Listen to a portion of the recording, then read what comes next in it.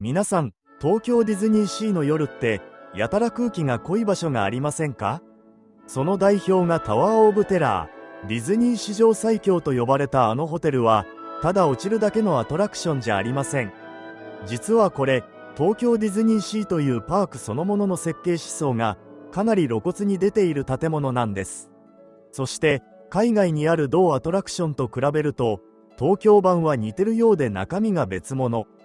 ではなぜ東京だけ別の歴史を歩んだのでしょうか。今日は海外版トワイライトゾーン版の誕生、東京ディズニーシーが成立した背景、なぜハリウッドのホテルを東京に持ち込めなかったのか、そしてホテルハイタワーとシリキュートゥンドゥの物語がどうパークに埋め込まれたのか、この順番でまとめていきます。もしこの動画がなるほどと思えたらチャンネル登録と高評価で強い後押しをお願いします。実はタワー・オブ・テラーの建築の本質はフリーフォールじゃないんです。ストーリーを信じさせるための建築になっているのです。さらに大きな特徴が開発思想としてソフトウェアで落ち方を変えられる方向を最初から強く意識している点です。いわば同じ建物で演目を差し替えできる舞台。この性格が後に東京版の期間限定プログラムにも直結します。世界のタワー・オブ・テラーの原点はアメリカ・フロリダのディズニー・ハリウッド・スタジオ。1994年7月22日オープンです。モチーフはアメリカのテレビドラマザ・トワイライトゾーン。1939年の落雷事故で消えた5人、止まるはずのない13階、相次ぐ怪奇現象。映像で物語を見せて建物で信じさせて最後に落とす、これが完成形でした。そしてフロリダ版の構造で有名なのがエレベーターが上下するだけでなく途中で前進して別ゾーンに移動すること。この前進があるのは基本的にフロリダ版だけというのが面白いポイントです。建築のインスピレーションは南カリフォルニアの複数のランドマーク、例えばビルトモアホテルやミッションインなどです。架空のホテルを現実の記憶に寄せて本物っぽくする手口ですね。次に広がったのがディズニー・カリフォルニア・アドベンチャー。2004年5月5日オープン。そしてフランスのウォルト・ディズニー・スタジオ・パーク。2007年12月22日オープンです。この2つは構造面でフロリダと違いがあり、シャフトが複数本あってライドが交互運用される設計によっています。この設計が東京版にもつながります。そしてカリフォルニア版には歴史の大転換が起きます。トワイライトゾーン版は2017年初頭にクローズし、同じ建物システムをベースにガーディアンズ・オフ・テ・ギャラクシー・ミッション・ブレイクアウトへ改装。2017年5月27日オープンです。さてここで東京です。東京ディズニーシーは2001年9月4日開園。運営はオリエンタルランドです。タワー・オブ・テラーの開業は2006年9月4日。つまりトリビアとしてよく語られる通り、9月4日はディズニーシーにとって特別な日付です。そして最大の問題はここ。海外のタワテラは基本ハリウッドのホテル、ハリウッドタワーホテル的な設定です。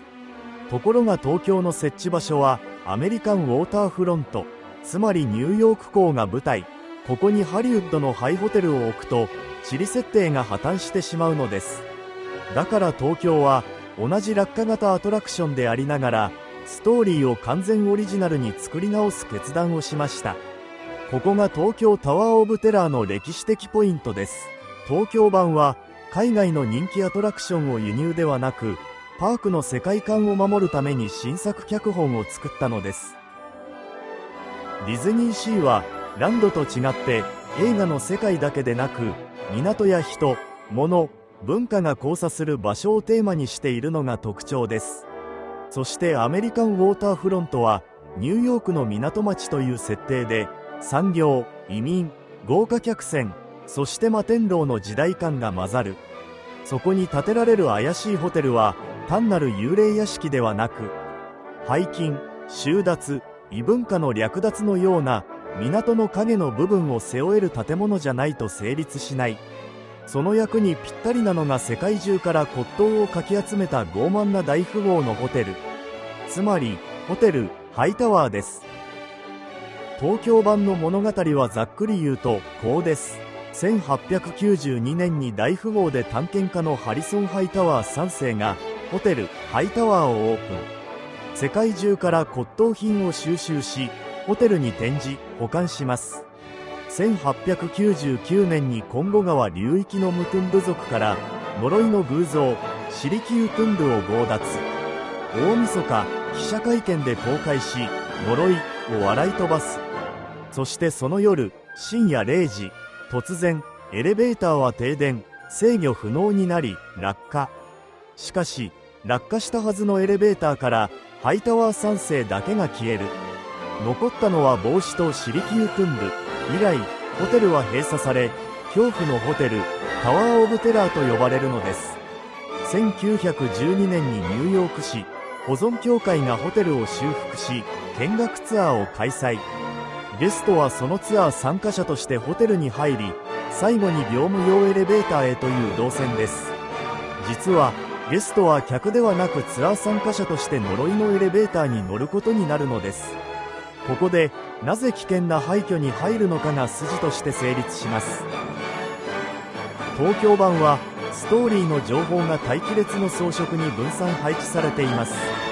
つまり並んでる時間からツアーは始まっているのです。例えばロビー天井にはハイタワー3世の旅の絵、しかもその中には東京ディズニーシー内の別アトラクションを連想させる衣装が紛れている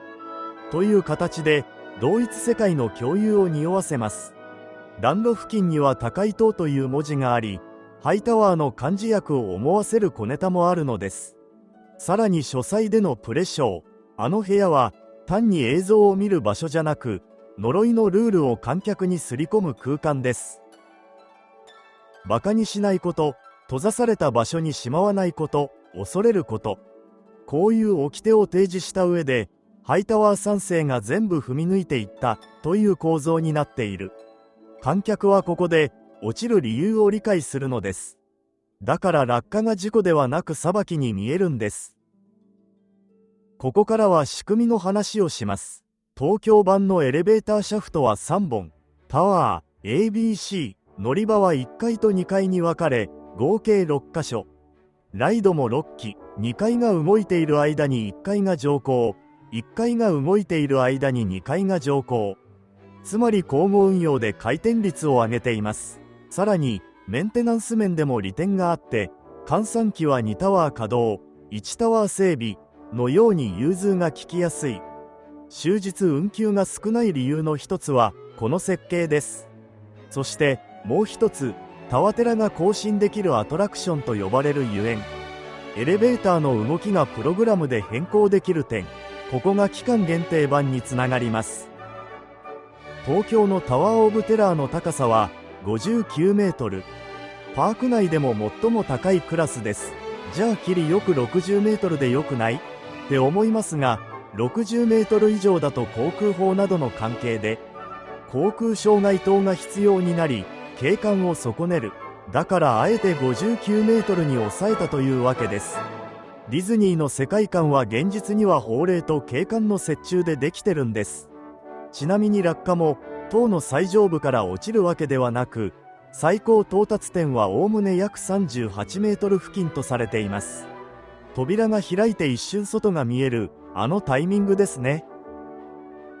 東京版は乗ってる人だけじゃなく、外から見ている人にも何か起きてると分かるように作られています。